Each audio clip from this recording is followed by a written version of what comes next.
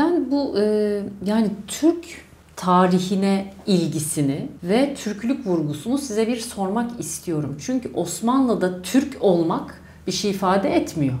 Aksine dezavantaj getiriyor beraberinde bol bol. Ve hiçbir zaman Osmanlı İmparatorluğu'nun Türklükle övündüğünü, Türklüğe dair bir vurgusu olduğunu görmüyoruz tarihe baktığımızda. Çok uluslu bir imparatorluk. Bunu da eleştiri babında söylemiyorum. Bu bir tespit, yani tarihçilerin Doğru. yaptığı bir tespit. Şahsi tespitim de değil. Ama Atatürk'ün yazdıklarında, araştırmalarında Türk tarihine ilgi duyduğunu ve Türk milletini işte asilsin, çalışkansın ve benzeri cümlelerle bir özgüven aşılamaya çalıştığını şahsi olarak düşünüyorum. Yani Evet. Yıllarca o imparatorluk çatısı altında ezilmiş, hep bir köylü sınıfı olarak kabaca kalabilmiş, ticaret yapamamış, bürokraside yükselememiş bir sınıfa sen her şeyin en iyisine layıksın demiş. Bilhassa kadınlarına demiş Evet. bunu. Atatürk'ün Türklük aşkı, Türklük sevdası nereden geliyor? Bununla ne zaman, nasıl tanışıyor? Şimdi aslına bakarsanız o biraz daha bunu kuramsallaştıran ve kurumsallaştıran kişi. Silah arkadaşlarının pek çoğu aslında aynı şeyleri yaşıyor. Yani İsmet Paşa'ya bakın mesela, ilk görev yerlerinden biri ve uzun süre görev yaptığı yer Yemen.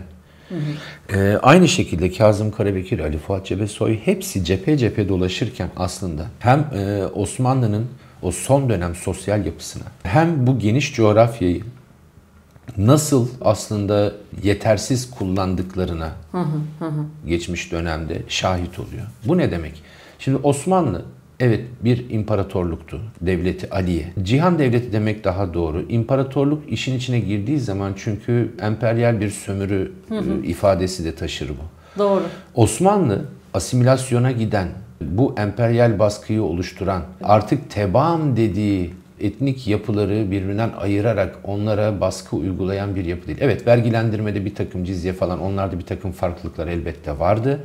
Ama hiçbir zaman sömürgeci bir hukuk sisteminde imparatorluk ama olmadı. evet Tabii. yani tam tersine olabildiğince serbest bıraktı. Zaten bu nedenle çok kısa bir süre içerisinde Balkan coğrafyası bu şekilde elimizden Evet, çıktı evet. bizim. Şimdi bunların hepsine şahit oldular. Ve Simge Hanım, o özellikle Balkan Savaşı öncesinde başlayan bir süreç gerçi ama Balkan Savaşı ile beraber çok kısa süre içerisinde bağımsızlığına kavuşan o ülkelerde, Sırbistan'da, Karadağ'da, Bulgaristan'da, Yunanistan'da yaşayan ne kadar Türk Müslüman varsa son ocak olarak gördükleri Anadolu'ya sığınmak zorunda kaldılar. Ve bir anda zaten diğer etnik unsurlara göre Türk unsurunun daha ön planda ve daha baskın olduğu bir coğrafyayken Anadolu iyice bir Türk yurdu haline geldi. Bir ters göç yaşandı. Şimdi bu şartlar altında yeni kurulacak devletin, milli mücadeleden sonra kurulacak devletin artık çok uluslu imparatorluk yapısına sahip olma şansı zaten ortadan kalkmıştı. Ve terk edip geldiğimiz coğrafyalar, mesela Teselya'yı düşünelim, işte Makedonya'yı düşünelim. O bölgedeki kalan unsurlar, özellikle Yunanlarla, hele bir de milli mücadele döneminde artık araya bir ciddi husumet, bir kan girdikten sonra milli bir devlet olmaktan başka çaresi yoktu yeni Türkiye'nin. Şimdi bu şartlar altında bir de Mustafa Kemal'i çok etkileyen bazı figürler var. Bunlardan bir tanesi Ziya Gökalp'tir. Ki babam var der, değil mi? Evet. Biri Ali Rıza Fikrimin Efendi, babası. tabii diğeri de fikri olarak Bir Ziya de Gökalp. bir isim daha var çok önemli. Biliyorsunuz aslında Türkçülük fikrinin doğduğu toprak Anadolu değildir. Bunun sıkıntısını, Türk olmanın sıkıntısını en çok, en yoğun yaşayanlar mesela Kırım Türkleriydi. O dönemde Gasparalı İsmail'in öncülüğünde orada başlayan bir hareket ve Gasparalı İsmail'in eniştesi, kayınbiraderi Yusuf Akçura, kızı, onlar İstanbul'a geldikten sonra özellikle bu fikirler Anadolu'da daha artık kuramsal hale gelmeye başladı. Ve Mustafa Kemal'in de çok değer verdiği bir isim Yusuf Akçura'dan da çok etkilendiğini biliyoruz.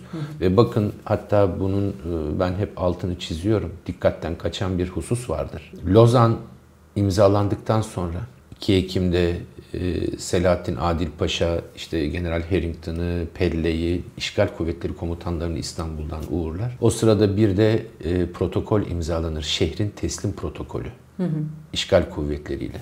O işgal protokolünü imzalamaya onca isim varken, mesela bir Yusuf Kemal Tengirşek varken, bütün milli mücadele boyunca hariciyenin yükünü çeken bir isim. Kimi gönderir Mustafa Kemal? Yusuf Akçura'yı gönderir. Bu çok manidar bir görevlendirmedir. Neden Yusuf Akçura? Aslında İstanbul'a da verilen bir mesajdır. İstanbul yeniden Türk. Böyle bazı sembolik şeyleri var. Çok sever. Değil Mustafa mi? Kemal çok sever. Sembolizmi seviyor. Sever. Harika. Ve çok güzel mesajlar verir bu şekilde. 23 Nisan'da öyle değil miydi? Yanlış mı hatırlıyorum? Deyiniz ki bu Türk milletinin 29 Ekim öyledir 29 Ekim. mesela. Yanlış söyledim, özür dilerim. Şimdi 30 Ekim biliyorsunuz evet, Mondros'un bir gün öncesinde ilan ederek yani aslında. siz bizim kolumuzu kanadımızı kırdığınızı düşündüğünüz tarihin üzerinden 5 yıl geçmeden 4 yıl 364 gün sonra ben küllerinden yeni bir cumhuriyet kurarım der. Evet. 29 Ekim başka uğursuz şeyleri de çağrıştırır. Mesela Fransızların da İngilizlerden mesela Antep'i teslim aldığı tarihtir o tarih. Kilis, Antep bölgesini. Bütün o olumsuz tarihlerin üzerine böyle bu şekilde bir sünger çeker.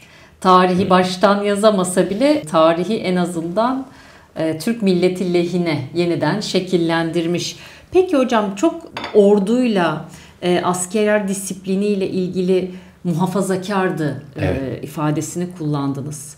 Şimdi malum son dönemlerde Türk Silahlı Kuvvetleri maalesef bir disiplinsizlik soruşturmasıyla gündeme geldi ya, Mustafa Kemal'in askerleri izleyen 5 teğmen ve komutanları ihraç edildi. Atatürk görse bu yaşananları ne der sizce? Kahrından ölürdü ya. Bu kadar açık söylüyorum yani. Bakın bu adam nasıl bir adam biliyor musunuz? Artık canıyla cebelleşiyor. Çok ağır hasta fakat milletine verdiği bir söz var. Nedir o da? Hatay.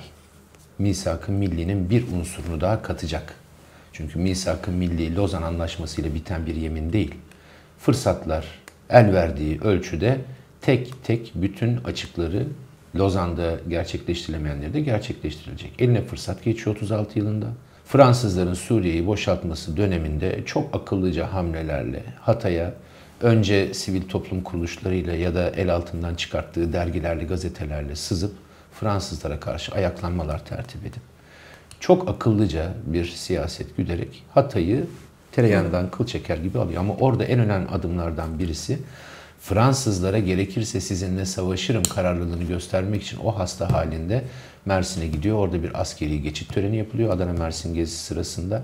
Ve o geçit resminde gerçekten ağır hasta olduğu için ayakta duracak hali yok. Sandalye getirip oturtmak istiyorlar. Salih Bozok'u azarlıyor orada. Sen diyor Türk askerinin oturarak selamlandığını nerede gördün Salih diye. Şimdi ordusuna, askerine bu derece bağlı olan bir adamın vatana, millete, cumhuriyete ve anayasaya sahip çıkmak için yemin eden askerlere reva görülen bu zulmü gördüğünü düşünüyorum. İyi ki görmedi diyorum.